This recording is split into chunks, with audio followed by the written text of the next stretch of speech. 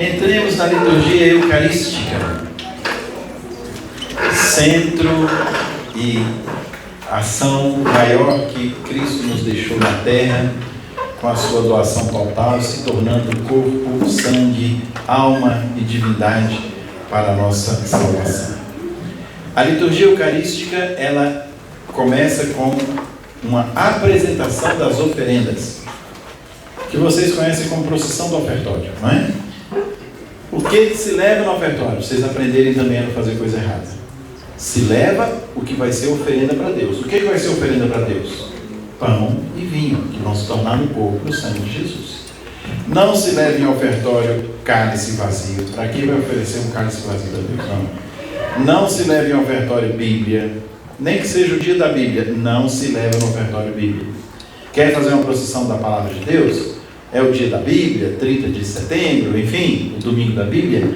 Pode ser no início da missa, entra com a palavra de Deus, o diácono pode entrar com o livro dos evangelhos. Pode ser na hora em que, depois da oração coleta, o padre diz, ninguém senta não, que hoje é o dia da Bíblia, nós vamos ter a entrada da palavra de Deus, aí puxa um canto e entra antes das leituras. Ou pode ser também a procissão com a palavra de Deus na hora do evangelho. No aleluia, o diácono pode ir lá atrás e trazer o livro dos evangelhos e todo mundo acompanhar com aleluia até ele chegar para proclamar. Se não tem o diácono, pode ser um leigo também. Então tem 3 momentos de fazer procissão da Bíblia. Não se leva a Bíblia no ofertório, tá bem? No ofertório se leva pão e vinho. Então, uma âmbula com hóstias e as galhetas com vinho e água. Pode levar mais alguma coisa? Se tiver sentido na missa. É uma missa de ciência da computação? Pode levar um computador? Pode. E dê até de presente para o pai, que vai gostar. Né? É uma missa das mães? Pode levar flores? Pode. É uma missa das crianças? Pode levar brinquedo? Pode. É uma missa própria das crianças.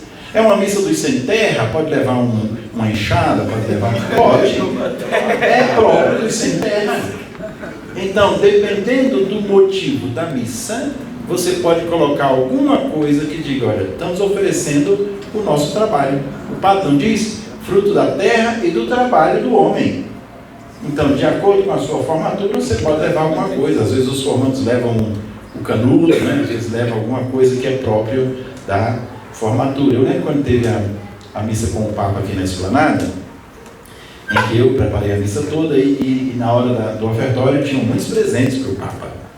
E aí veio a neta de Juscelino e trouxe uma medalha da Fundação de Brasília, né, que pouquíssimos têm, é uma coisa assim de relíquia, né?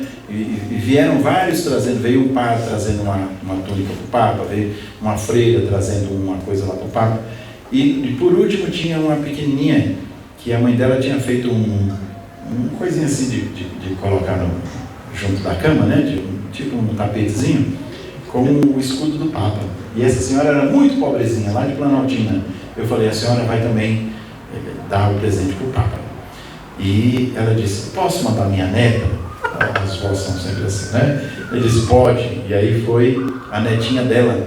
E ela era de uma família muito pobre, lá daquela região de Planaltina, perto do Vale do Amanhecer. E aí quando essa pequenininha veio, estava o canto do ofertório, estava alto, então para cada um que chegava eu dizia uma coisa para o Papa. Dizia, Santo Padre, isso aqui é a neta de Juscelino, o fundador da cidade. Eu dizia mais ou menos o que eram os presentes que ele estava ganhando. E quando chegou essa pequenininha, era a última, que ela entregou para o Papa viu, agradeceu. Para todo mundo o Papa dava um tercinho. Para não sair, ele dava um tercinho de presente. E aí eu disse, essa aí, a mãe é muito pobre e fez com muito amor para o senhor. E o Papa falou, como? Eu falei, a família é muito pobre. Ele, então chama ela aqui de novo. Ela já tinha recebido o tercinho, já estava indo embora, ela voltou. O Papa pegou um tercinho e disse, para sua mamãe, né? Já vamos levar para a mãe dela, né? Achei bonito da parte do Santo Padre. Aí terminou o ofertório, eu fiz a reverência, e quando eu ia saindo, o Papa me segurou na batina. Aí eu falei, pois não, Santo Padre. Ele pegou um tercinho e disse, para sua mamãe também. E foi o tercinho que mamãe foi para o céu, né? Porque eu deixei ela só rezar nesse tercinho que ganhou do Papa João Paulo II. E essas coisas todas vão para onde? Vão para a credência. O nome é credência, está credenciada a receber outras coisas. Para o altar só vem o cálice, os pão, aquilo que é próprio do altar. A gente não pode encher o altar de coisa. O máximo, quando tiver aquele domingo da caridade, né, que a gente tem, que a gente traz mantimentos para os pobres, para os vicentinos, enfim, pode colocar aos pés do altar, ou no lugar do lado, que todo mundo vai ver que a oferta foi feita assim. Mas não encher o altar de coisas. O altar é como que é uma área do sacrifício, né? É o lugar do sacrifício de Cristo por nós. Por isso, no altar ficam as âmbulas, o cálice, até as galhetas eu sirvo e volto para a credência para deixar o altar com aquilo que é próprio dele, o que vai ser oferecido a Deus. O padre então oferece o pão e vinho. Nessa hora vocês estão cantando, né? Tem o canto das ofertas. Quando não tem o canto das ofertas, o padre reza uma oraçãozinha: bendito seja Senhor Deus do universo pelo pão que recebemos. E vocês respondem: bendito seja Deus para sempre. Quando não tem canto. Mas quando tem canto, o padre reza baixinho e ele mesmo responde. Terminado o ofertório, ou dentro do ofertório, tem também a coleta de necessidades da comunidade. Isso não é petitório da igreja, não. Isso existiu desde sempre. Quando os apóstolos ainda celebravam as primeiras missas, o povo trazia aquilo que o povo produzia. Se eu produzia trigo, eu levava um saco de trigo. Se eu produzia batata, eu levava um saco de batata. E assim por diante. E os Atos dos Apóstolos diz o quê? Os cristãos traziam, colocavam tudo aos pés dos apóstolos, e os apóstolos dividiam segundo as necessidades da comunidade, até para os mais pobres, né? Então, fazer uma coleta é certo? Mas o nome se diz oferta. É diferente de dízimo. Dízimo é obrigação. Oferta você dá se quiser. O nome já está dizendo, é oferta. Daí que a gente passa a cestinha, porque hoje ficou mais difícil cada um trazer um saco de alguma coisa. Então, com o dinheiro, né, fica mais fácil você passar uma cestinha e aquilo tudo vai para a conta da paróquia e o padre ajuda os pobres, compra o que tem necessidade, enfim, tudo na igreja custa, viu gente? Não é nada de graça. Para limpar isso aqui custa, a luz custa, até a hóstia e o vinho são comprados, nada é de graça. Então, a comunidade é que tem que ter essa consciência de que nós temos que sustentar as necessidades da paróquia. Quer o padre lá no hospital, quer o padre lá no cemitério, quer o padre batizando o filho, casando o filho. Então você tem que sustentar o padre também, que ele já deixou tudo, ele não tem outra coisa para ficar a serviço da comunidade. E da nossa parte, dos padres, tudo é da comunidade. O carro é da comunidade, a casa é da comunidade. Tanto que quando o padre sai, ele leva a sua malinha com roupa e seus livros. O resto ele deixa porque é da comunidade. O outro padre que vai vir, pega o carro, pega tudo que está ali naquela paróquia. Entenderam? A gente é muito criticado nisso, que os católicos querem dinheiro, que as igrejas querem dinheiro, só quer dinheiro. Não, a gente quer o necessário para a evangelização. Eu preciso de um centro catequético? Preciso, então eu tenho que construir. Né? Onde é que a gente vai construir? Já achamos o dinheiro, está no bolso de vocês, é só vocês tirar e dar para a gente que a gente constrói ligeirinho. Né? Quando se tem a consciência do dízimo, não precisa fazer campanha, nada. Mas o católico é danado, né? Diz que o bolso é o órgão mais sensível do ser humano, não é? E assim, vocês conhecem a historinha do dízimo? Diz que um protestante, lá eles são ferrenhos, tem que pagar o 10% mesmo e não falha não. E um protestante ganhou na lote sozinho. O pastor logo correu lá.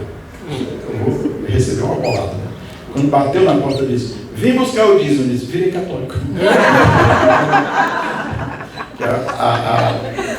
A fama é que os católicos não pagam dízimo, né? Os católicos são seguros, né? Mas para fazer essa diferença, até para o futuro de vocês entenderem, o dízimo é dízimo, a oferta é oferta. O dízimo é bíblico, é obrigatório, né? Dá 10% de tudo aquilo que você ganha. Então, mas eu não trabalho, não tenho salário, então não tem que pagar dízimo. Mas se você trabalha e tem um salário, deveria dar o 10% para a sua comunidade, né? Terminado o ofertório, o padre diz o quê? Orai, irmãos. Olha que oração bonita.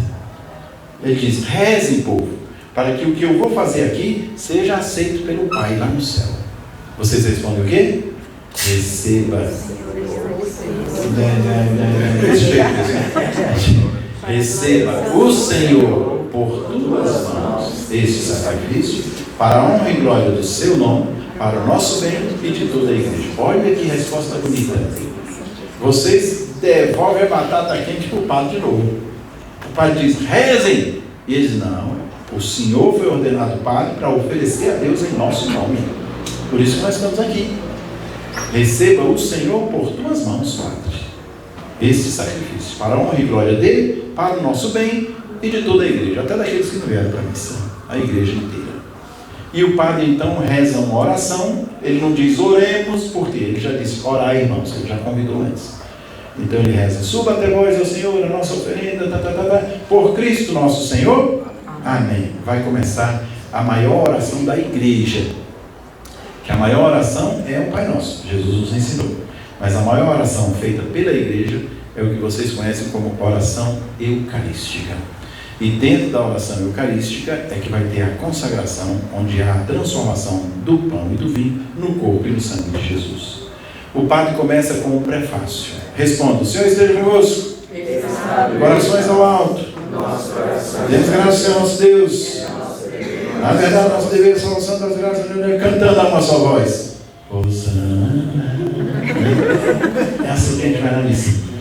Às vezes a gente está respondendo, não sabe nem o que responde. Vamos voltar a fita e vamos ver ponto por ponto. O Senhor esteja convosco. Olha que coisa mais bonita.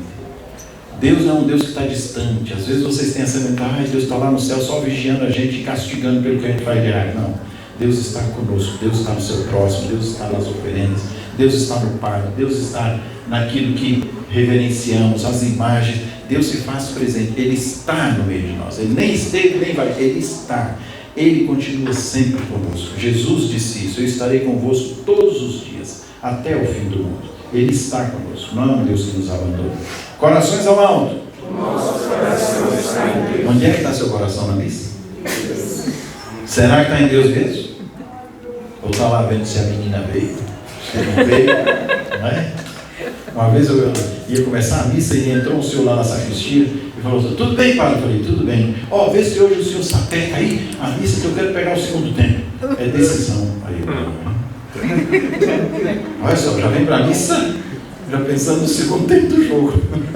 Aí foi que eu disse, o Senhor esteja convosco. Às vezes a gente vai para a missa como se fosse só uma obrigação. Acaba logo que eu já tenho outra coisa para fazer, né? Não, a missa a gente deveria esquecer celular, esquecer relógio, né? A missa a gente entra na eternidade de Deus. E Ele está no meio de nós. E o nosso coração está em Deus. Tem que ser em Deus. Nem as Dona Maria ficar preocupadas, será que a panela ficou acesa ou não ficou acesa, né? Nem os homens ficar preocupados, fechei a casa ou não fechei a casa. Não, ali é a hora da gente se desligar totalmente e focar somente em Deus. Quando vocês tiverem a graça de ir a Florença, visitem a Catedral de Florença. A Catedral de Florença, ela tem uma história muito bonita, em que, quando ela foi feita, também na Idade Média, o cardeal de Florença chamou os grandes pintores, escultores, para ornamentar a catedral. E cada um pegou um pedaço da catedral para fazer ali um altar, fazer ali um vitral, fazer ali um afresco, enfim. E chegou um que não era tão famoso e disse para o cardeal, eu também quero um pedaço. Ele disse, não tem mais, sabe? A catedral já está toda tomada. Não, mas eu queria deixar minha obra aqui e tal. Ele disse, só tem um fundo lá. Mas o fundo ninguém vai ver minha obra, né? Então o povo entra para a igreja e não vai ver minha obra. E ele disse, só tem lá, se você quiser faça lá. E ele desenhou, fez no fundo da igreja um relógio que tem um trabalho que se faz com as luzes que marca a hora, é muito interessante.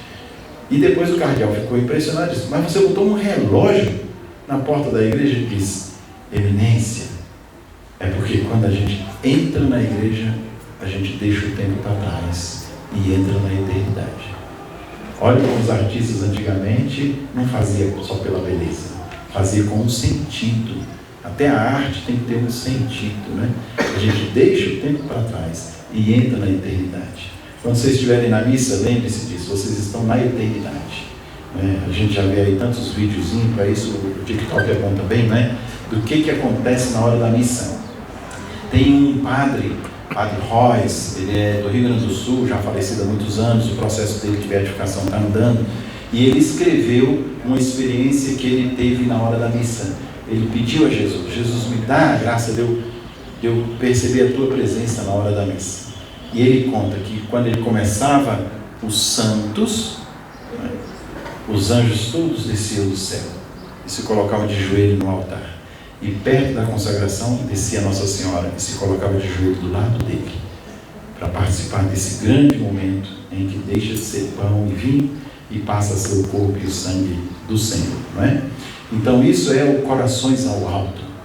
O coração está em Deus, voltado para Deus, confiando em Deus. Mesmo que aquela missa seja uma missa sofrida, da morte do meu pai, da minha mãe, eu vou entregar tudo a Deus. Mesmo que seja uma missa alegre, da minha formatura, do meu casamento, eu vou entregar tudo a Deus. Nosso coração está em Deus. Demos graças ao Senhor nosso Deus.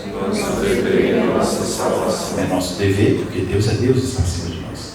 E é nossa salvação. Cada vez que a gente celebra a Eucaristia, a gente se santifica. A gente se salva. A gente dá graças. Dar graças é Eucaristia, é celebrar uma ação de graças a Deus. E assim a gente se santifica. O padre então reza o prefácio. A igreja hoje tem no Missal Romano mais de 100 prefácios. Tem prefácio tempo comum, Natal, Advento, Quaresma. Tem prefácio dos santos, das virgens, dos pastores, dos doutores de igreja. Tem prefácios próprios para a hora da morte, para a hora de uma missa de sétimo dia, prefácios do domingo, prefácios para dia de semana. Então, quando vocês veem o folhetim Povo de Deus todo preparado, já teve alguém que pensou em vocês e já deixou tudo ali. Já escolheu o prefácio próprio daquela missa, já fez tudo para que você já pegue tudo prontinho. Tem todo um trabalho por detrás que às vezes a gente não valoriza porque até nem conhece, né? Mas o padre escolhe o prefácio mais próprio. Tem prefácio para Nossa Senhora, para São José, para os apóstolos, para os mártires. Naquela missa, hoje, por exemplo, é um prefácio dos apóstolos, que é São Bartolomeu. Mas na missa da noite já vai ser um prefácio comum, porque é a missa do domingo de amanhã, não é? O 21º domingo do tempo comum. Bem, o prefácio termina dizendo: por isso, por essa obra que o Senhor realizou, com os anjos e santos, cantamos a uma só voz. O santo, para ser litúrgico, tem que ser sempre aqueles 2 versículos bíblicos. O céu e a terra estão cheios da glória de Deus. Bendito que vem em nome do Senhor, para dizer toda a criação dá glória a Deus, e bendito Jesus que virá em nome do Pai, em nome do Senhor, aquele que se fará pão para alimento de vida eterna. Depois dos santos, o padre entra numa oraçãozinha que se chama epiclese. Epiclese é uma invocação do Espírito Santo. Nós começamos o nosso encontro com uma epiclese, uma invocação do Espírito Santo. O padre diz o quê? Na verdade, Pai, só vós sois santo. E é fonte de santidade a tua presença. É de ti que sai. Se a gente é santo, é porque Deus nos fez santos. É dele que vem toda a santidade. O padre então impõe as mãos, santificai essas oferendas, enviando o teu Espírito, a fim de que se torne o corpo e o sangue de nosso Senhor. É o Espírito Santo e a força do Espírito Santo que transforma o pão e o vinho no corpo e no sangue de Cristo. Nessa hora, a gente se coloca de joelhos, é a hora que vocês conhecem como consagração, e vem a ipsíssima verba Christi, as mesmas palavras que Jesus falou, que é: estando para ser entregue, tomai e comei, tomai e bebei, eis o mistério da fé. Vocês já responderam no início, já falamos, e a gente então continua com uma anamnese. O que é a anamnese? Presença. E é traduzido para o latim como memória, não é? Celebrando ao Pai a memória do vosso Filho. Olha aí, não é? Então, quando a Bíblia foi traduzida para o latim, do grego para o latim, São Jerônimo que fez essa tradução, aí a palavra mais próxima de anamnese foi memorial, ou seja, presença, não é?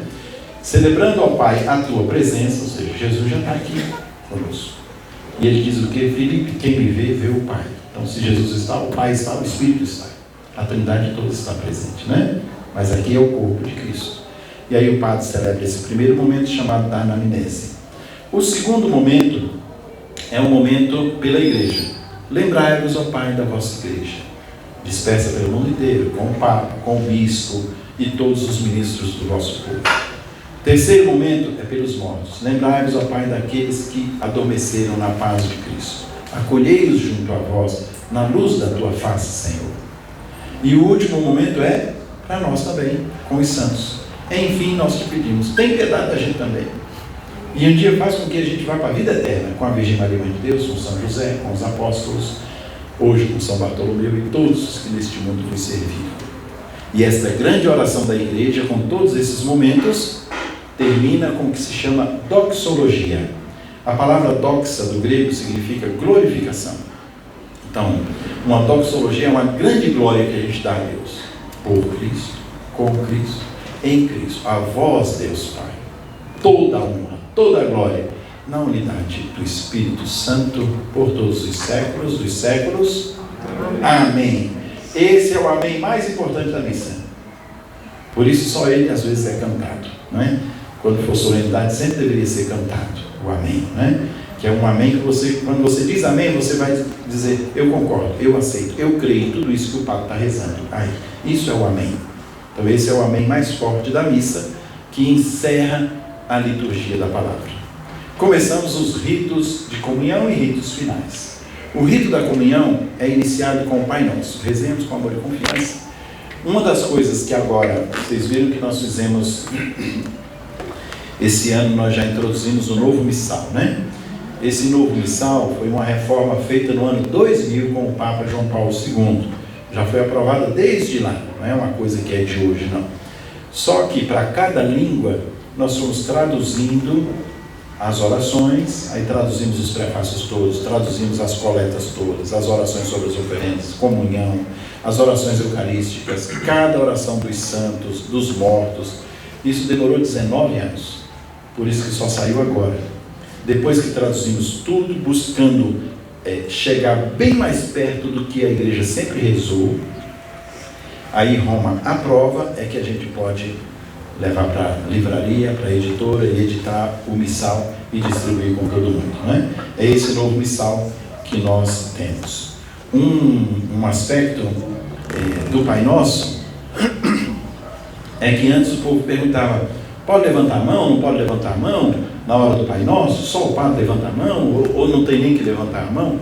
Agora já vem claramente uma oraçãozinha que o padre diz, elevemos as mãos aos céus e rezemos juntos a oração que o Senhor nos ensinou, para resolver logo isso, porque tinha uns que eram mais fechados e não tem que levantar a mão, tinha outros que eram mais abertos e diziam, não me escancarar as mãos. Então, para não ter nem exagero, nem o outro, todos podemos agora levar as mãos e rezar juntos o Pai Nosso. O Pai Nosso da missa não tem amém, porque não termina. O padre diz, mas livrai-nos do mal. E continua, livrai-nos, ó Pai, de todos os males. Enfim, o Pai Nosso continua com essa oraçãozinha que é própria do padre, chamada embolismo. Por isso, embolar, né? É uma oração junto com a outra, por isso que é chamado embolismo. E o padre então vai, reza este, vocês respondem o quê? Vosso é o reino, o poder e a glória para sempre. Era uma resposta que o povo sempre dava desde o início da igreja. E aí o padre entra na oração da paz. Disseste aos vossos apóstolos, eu vos deixo a paz, eu vos dou a minha paz. Vós que sois Deus com o Pai e Espírito Santo. Amém. Aí que termina o rito do Pai Nosso com o rito da paz. Dentro do rito da paz, o padre pode, não é obrigatório, mas pode convidar a um sinal de paz um com o outro. E esse sinal de paz, a igreja respeita na enculturação de cada país, a igreja respeita aquilo que é próprio do país. Aqui no Brasil, a CNBB aprovou o quê? Um abraço, um aperto de mão, se a gente conhece até 3 beijinhos, que a gente cumprimenta assim também em público, não é? Em outros países, é o que é próprio do país. No Japão, não se tem toque. Não sei se for ao Japão, não vai logo abraçando, não, que vocês levam uma bolacha. Viu? O Japão é só uma inclinação, a paz de Cristo, a paz de Cristo, só. Não é? Na África, tem uma diversidade, tem uma tribo na África que cumprimenta com a poupança. É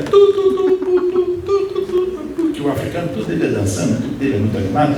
Né? Então, cada grupo tem cada cultura, né? Cada país tem o seu modo próprio de se cumprimentar. Na Rússia é um beijo na boca. Eu nunca quero ser visto na vez. Paz de Cristo, lá para lá, rapaz. Então, cada ambiente tem a sua própria cultura e o próprio modo de representar o abraço da paz. E por que na Rússia é assim?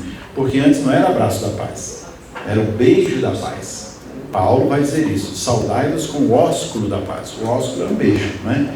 E isso para rebater, no início da igreja, o beijo falso de Judas. Então você não deu um beijo traindo o seu Senhor. Não, você deu um beijo porque você ama o outro como teu irmão. Era esse o sentido do ósculo da paz, né? E que a igreja abriu e disse: olha, como agora a gente está no mundo inteiro, a gente tem que respeitar cada cultura, não pode obrigar que seja um beijo, né? Que às vezes em certas culturas é muita intimidade o beijo, né? Então com isso, a gente aqui no Brasil é um abraço da paz, um aperto de mão. Terminado o abraço da paz, começa o rito final já com o cordeiro, que é chamado o rito da fração do pão, que aí vem o nome fração do pão, como eu disse para vocês no início. O padre parte a hóstia, e só nessa hora que o padre parte a hóstia. Por que ele não parte lá na hora da consagração? Tomou, deu graças, partiu e deu, porque ele não vai dar. Ele só vai dar no final da missa. Então só parte naquela hora do Cordeiro de Deus. A gente canta o Cordeiro de Deus, ou reza o Cordeiro de Deus, e o padre mistura um pedacinho do corpo de Cristo com o sangue de Cristo. Qual o significado de tudo isso? Primeiro vamos no campo bíblico. Lembrem-se que quando Jesus aparece, João Batista aponta para ele e diz o quê? Eis o Cordeiro de Deus. É ele que tira o pecado do mundo. Por que João Batista diz isso? Vou contar uma historinha breve para vocês do Antigo Testamento. O povo de Israel sempre celebrou a festa chamada do Yom Kippur. Até os dias de hoje celebra. Yom Kippur significa a festa da reconciliação, do perdão diante de Deus. E como é que eles pediam perdão diante de Deus? Eles separavam dois animais. Separavam um bode e separavam um cordeiro. A primeira coisa, eles chegavam na frente do templo de Jerusalém, o padre estava esperando fora do templo, e eles apresentavam o bode. O padre então pedia, o sacerdote, para todo mundo impor as mãos sobre o bode e jogar no bode os seus pecados. Daí a expressão bode da expiação, não é? Quando vocês ouviram um bode de expiação aí, jogar a culpa toda nele. O padre fazia o quê? Expulsava o bode para o deserto. Se o bode voltasse, era sinal que Deus não tinha aceitado o sacrifício. Então tinha que fazer tudo de novo. Se o bode não voltasse, era sinal que Deus tinha aceito e o povo estava todo perdoado.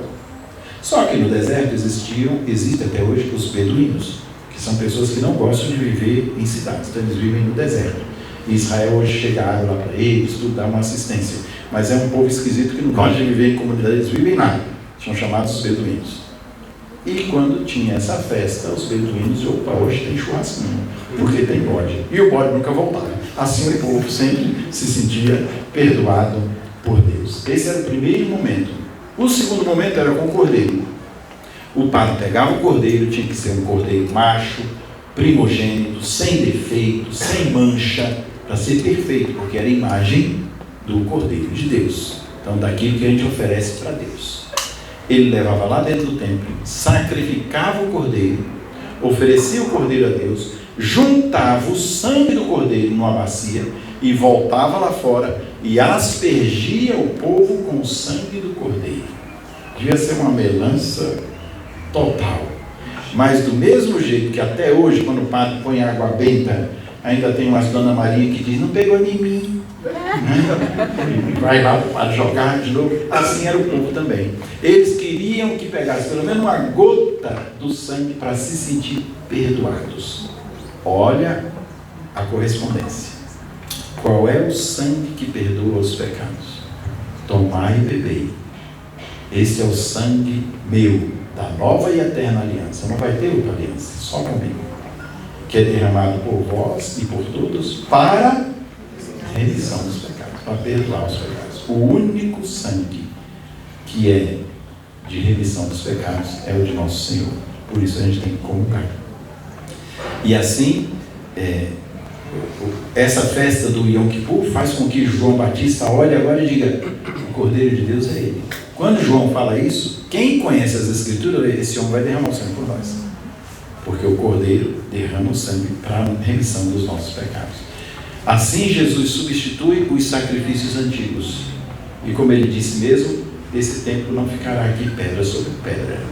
Porque o templo de Deus hoje quem é? Jesus. É Ele quem nos traz a salvação. E o sangue do Cordeiro hoje é de quem? De Jesus. É só Ele quem nos purifica por completo. A igreja então pegou esse trecho de João Batista e a resposta de vocês a igreja pegou do centurião. Senhor, eu não sou digno que entres, mas diz uma palavra e o meu servo lá vai ficar curado. É um gesto de fé no Cordeiro que o Padre apresenta para vocês. E essa mistura do pão com o vinho consagrados é para dizer para vocês, quem comunga do pão, comunga Jesus inteiro.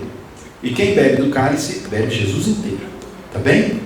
A igreja sempre preservou o sangue de Cristo para o sacerdote. Tem muita gente que acha que é reivindicação. Eu tenho direito de comungar do cálice do Senhor. Não. A igreja sempre preservou por quê? Se o pão, se o corpo de Cristo cai, a gente tem como resgatar. Se o sangue de Cristo cai, não tem como. Vai que pinga na sua roupa. Eu não posso dizer, tire a roupa, que eu tenho que purificar, o sangue de Jesus está aí. Então a igreja sempre teve muito cuidado com o sangue de Cristo. E até hoje no missal romano, diz claramente quais as missas que pode dar a comunhão sobre as duas espécies. Primeira comunhão, crisma, casamento, bodas, que são duas pessoas só, não é para todo mundo, né? Ou em pequenos grupos que o padre vê que tem condições de distribuir sem risco de derramar o sangue do Senhor, pode dar a comunhão sobre as duas espécies. Mas uma missa de multidão, se eu for dar a comunhão sobre as duas espécies, só a comunhão vai 1 hora e meia para todo mundo. Então por isso também a gente não pode dar em todas as missas, tá bem? Este é o sentido. Terminado o Cordeiro de Deus, então o padre comunga e vai dar a comunhão. A comunhão pode ser dada de pé ou de joelho, pode ser recebida, né? Na mão ou na boca. Ai, mas receber na mão suja, às vezes sua língua está mais suja do que a mão, falando da vida alheia, né? Então é preciso que a gente não seja com esses exageros, não. E para dar uma fundamentação para vocês, a comunhão na mão vem desde o tempo dos apóstolos. Jesus partiu e deu, eles pegavam e comiam. Os apóstolos também faziam a mesma forma. E São João Crisóstomo, no século IV, é que vai dizer uma coisa muito bonita. Ele diz assim: quando fores comungar, coloca a tua mão esquerda sobre a direita, formando um trono para receber o teu rei. Olha que coisa bonita. Coloca a mão esquerda sobre a direita e recebe e comunga na frente do padre ou do ministro. Tem gente que quer pegar Jesus, né? Tem outros que ficam meio...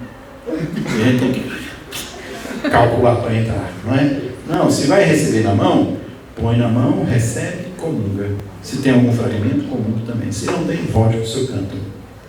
Se é de joelho, é na boca. Não vai de joelho na mão. De joelho você já se coloca, porque o padre já vai ter até que abaixar, senão vai ter que o padre se ajoelhar para botar na sua mão. Não, então você já, na boca você recebe o corpo de Cristo. Mas é direito do fiel, tá? Na mão ou na boca, de pé ou de joelhos. Só se pede que faça o que Jesus disse. O que ele disse? Tomai e comei. Não é tomar e adorar.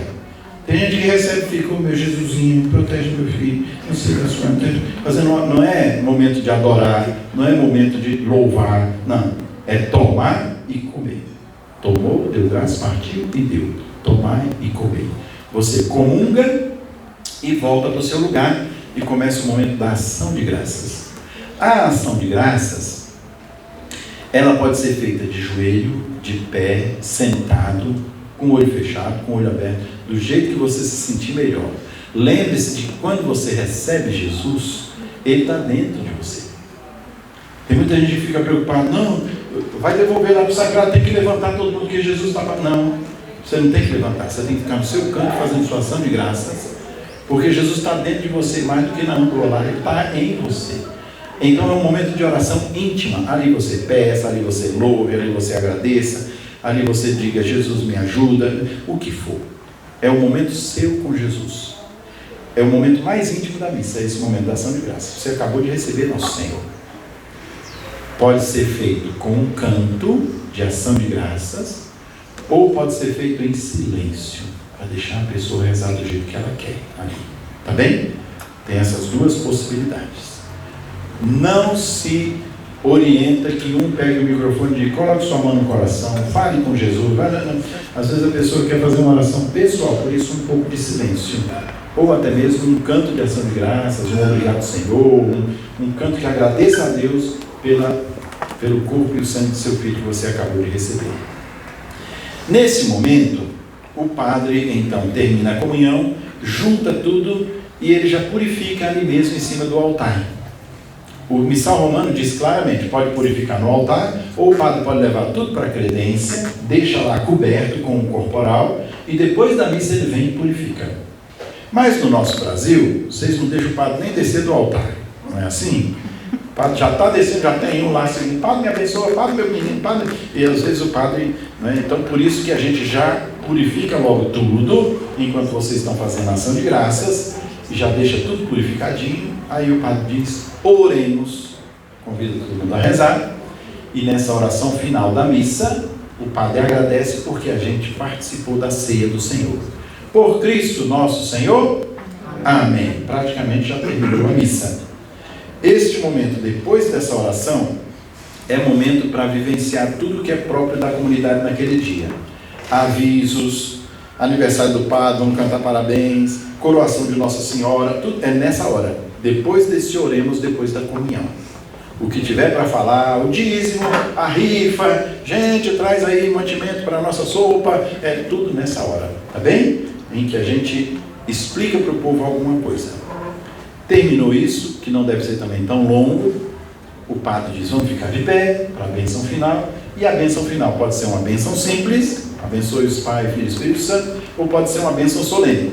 A bênção solene é aquela do amém, amém, amém, já participaram do nome isso assim, né? Amém, amém, já disse amém, quase são uns 5 amém, que o padre impõe as mãos sobre vocês e dá uma bênção solene para o povo. E o padre ou o diácono despede o povo. Ide em paz e o Senhor vos acompanhe. Essa despedida não é simplesmente terminou, vamos embora. Não. É um ide missionário. Igual Jesus falou para os apóstolos. Ide pelo mundo inteiro. Pregai o evangelho a toda criatura. Então é um ide, dizer, olha, você aprendeu aqui e você se fortificou aqui. Vai lá fora agora e testemunha lá fora o que você aprendeu aqui. Com o namoro santo, com uma universidade bem cursada, com o respeito de pai e mãe, com a minha presença também ajudando os pobres, com tudo aquilo que você tem de bom no coração, que você seja um evangelho vivo lá fora e que você seja o corpo e o sangue de Cristo para os seus irmãos lá fora. Até na paciência, no perdão, em tudo aquilo que vocês já com boa consciência sabem que devem fazer. Tá bem? Terminou a missa parte por parte. Vou dar ainda 3 pontinhos para vocês participarem melhor da missa. O primeiro deles é sobre o comentarista. O comentarista, o nome certo é animador litúrgico, seria o nome certo da área. Mas até a missão romana chama também comentarista. Mas não se comenta a missa, se anima a missa. Você comenta jogo de futebol, né? E também corrida de cavalo, né? Eu nunca ouvi um comentarista de missa, nesse momento lá tem um padre que está parado, lá tem 2 colunas. Nunca vi um comentário de missa. Eu vejo um animador. Agora, o animador tem que ter dom. Não é todo mundo que tem o dom para animar. Tem gente que sobe e já diz, 21º domingo do tempo comum. Acorda, criatura. Mas você vai começar a missa já nesse baixo astral aí na frente. Tem gente que não tem dom, não é? Tem outros que querem fazer de forma espalhafatosa, também não é? Então deve ser uma coisa comedida, você conhece a sua comunidade, às vezes é uma comunidade, uma missa só de jovens, bom dia, juventude, boa tarde, boa noite, povo de Deus, você pode animar, e os comentários devem ser também breves, eu não tenho que fazer um comentário longo, né? Vamos ficar de pé, vamos receber o nosso presidente da celebração, cantando, pronto, entra a turma do canto, depois podemos sentar, voltemos a nossa atenção para a mesa da palavra, onde a palavra de Deus vai nos ser proclamada. Vamos ficar de pé para aclamar o Evangelho, é o próprio Cristo quem nos fala. Bom, são comentários breves e que diz tudo. Você não precisa estar dizendo, a primeira leitura Isaías vai dizer, mas você já leu, não precisa mais ler, você já falou tudo que Isaías ia dizer, né? Cortou Isaías. Então, deixa o leitor fazer a leitura. Você anima para escutar. a leitura, né? Nesse momento podemos sentar para a apresentação das oferendas. Seja generoso, a nossa comunidade tem necessidades, ajudar os nossos pobres, enfim, cantemos. Pronto. Então o comentarista é aquele que não deve aparecer muito, de tal modo que não pode ter dois ambões iguais para um ser do comentarista, não. Então o comentarista, como vocês fazem aqui muito bem, é de lado, num instante, que ele não pode chamar mais atenção do que a mesa da palavra, tá bem? Isso quanto ao comentário. Segundo, quanto aos leitores.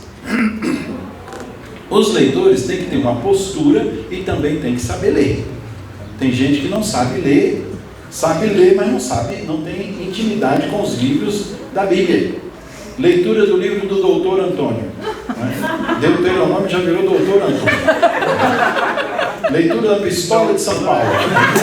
Coitado de Paulo, né? Virou pistoleiro, né? Então epístola é uma coisa, pistola é outra, né? Então tem que saber, tem que ter intimidade com a palavra de Deus, para saber o que você está lendo ali e explicando para o povo, né? Depois, o saber ler, uma das coisas que mais fere a liturgia, chama-se improvisação. Seja no canto, seja nas leituras, seja em arrumar o altar. Quando você chega, já está tudo preparado e não está preparado, você fica agoniado. Eu já cheguei em missas que eu já estou vestido lá atrás, prontinho para entrar, e chega um desesperado. Você faz a primeira leitura, você faz a segunda leitura, você faz as preces. O responsável chegou atrasado. Aí vira um Deus nos acuda ali na frente. E numa dessas missas, chegou pegando nas carreiras. Você faz a segunda leitura? Faço. E o homem lá, muito bem vestido, de terninho, direitinho, subiu para fazer a leitura. Era gago. Começou a ler, até chegar no palavra do Senhor. Foi um custo. E eu rindo. Não podia tirar o homem, ia ficar pior. Se tirar, ia ficar, parece que é discriminação. Hoje tudo é discriminação, né? E eu, Jesus, termina logo essa leitura, pelo amor de Deus. E o povo lá, tudo querendo rir. Então, improvisação não se faz. Porque você pode correr o risco de uma pessoa que tenha boa vontade, mas ou que não saiba ler, ou que tenha algum problema na dicção, enfim. Tem momentos que a gente passa algum sufoco, né? Na Sexta-feira Santa não é nem missa, é a hora do Senhor, a hora da morte do Senhor, e vocês sabem que o folheto vem dividido, que aí uns leigos fazem Pilatos, outros fazem os soldados, outros o padre faz Jesus, né? E a menina que estava lá fazendo um comentário, na hora da morte de Jesus, e Jesus espirrou. Ah, meu Deus. Uma coisa é expirar, outra coisa é espirrar. Na hora da cruz, Jesus espirrou. Então, não, tem que saber ler, ou seja, ter intimidade com a palavra de Deus. Lê antes, prepara antes. Também não vai fazer da leitura uma pista de Fórmula 1, mesmo que saiba ler. Leitura de São Paulo, palavra do Senhor, graças a Deus, já vou embora. Não. Calma, deixa essa palavra penetrar no povo, mas também não vai fazer um teatro. Leitura da carta de São Paulo, está chamando a atenção para você, não é para a palavra de Deus, né? E junto com as leituras, também as vestimentas na igreja, né? A juventude tem que ter esse cuidado também, o zelo, que a gente chama de pudor, né? Um pudor para as coisas sagradas. A gente tem roupa para todo canto. Se eu vou para uma festa, eu derrubo o guarda-roupa inteiro, né? Para escolher aquela roupa própria para aquela festa. Por que para missa eu tenho que ir de qualquer jeito? Tem uns que agora emendaram, não, eu já vou fazer minha caminhada, de lá eu já entro na missa, e da missa eu já volto para casa, aí vai para a missa de camiseta, vai para a missa de bermudão, vai para a missa... Não, a gente quando vai para uma coisa solene, a gente vai bem vestido, né? Então é preciso que não precise ir de terno e gravata, mas vá com uma roupa digna. Antigamente a gente tinha a roupinha de missa, não era assim? A roupa mais chique, guardava para o domingo, para a missa. Hoje o povo quer ir para a missa sem roupinha. Então é uma coisa que espanta às vezes até, né? Então é preciso essa prudência também no pudor, sobretudo de quem vai fazer as leituras, que vai aparecer mais, enfim, para que não haja aí um momento desagradável, dizendo, você não pode, porque você está aí com tomara que caia, mais caia do que tomara. Então, fica complicado você subir lá para fazer a leitura, né? Então, ter esse cuidado. E um último assunto é o canto na liturgia. que é o nosso povo santo, que nos faz cantar rezando e rezar cantando. E isso deve ser o canto. O canto não pode ser uma propriedade privada da banda, ou até mesmo da orquestra, onde só eles cantam, não. O canto não pode ser uma coisa só de uma pessoa solo, que vou lá cantar de todo jeito, enfim, não. O canto, a melhor coisa é quando todo mundo canta. Vocês já foram em shows, não é? Vocês já viram qual é a maior alegria do cantor? Ele cala e o povo todo canta. Às vezes na igreja só o grupinho canta e o povo fica calado. O povo tem que louvar a Deus também cantando.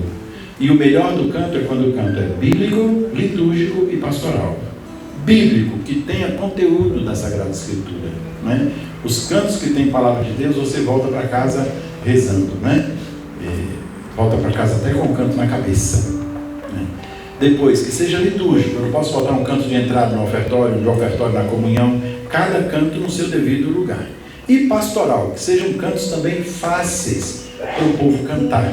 Porque se o canto é muito cheio de sonantes, de altos e baixos, o povo não canta, aí fica só o grupinho também cantando. Isso o povo do canto sofre porque chega antes para ensaiar e tudo, mas o povo não quer ensaiar, ou o povo só chega em cima da hora da missa, e aí os cantos novos a gente tem sempre uma dificuldade para ensinar para o povo. Mas quem trabalha com o canto tem que ter essa delicadeza de ver, o povo está rezando, cantando.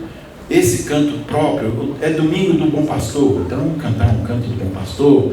É o domingo do filho pródigo, né? Muito alegre, eu te pedi. É o canto próprio do filho pródigo. Põe no ofertório esse canto. O que falou no evangelho está no canto agora. O povo leva para casa, através do canto, a própria palavra de Deus. Cheia de graça, o Senhor é convosco.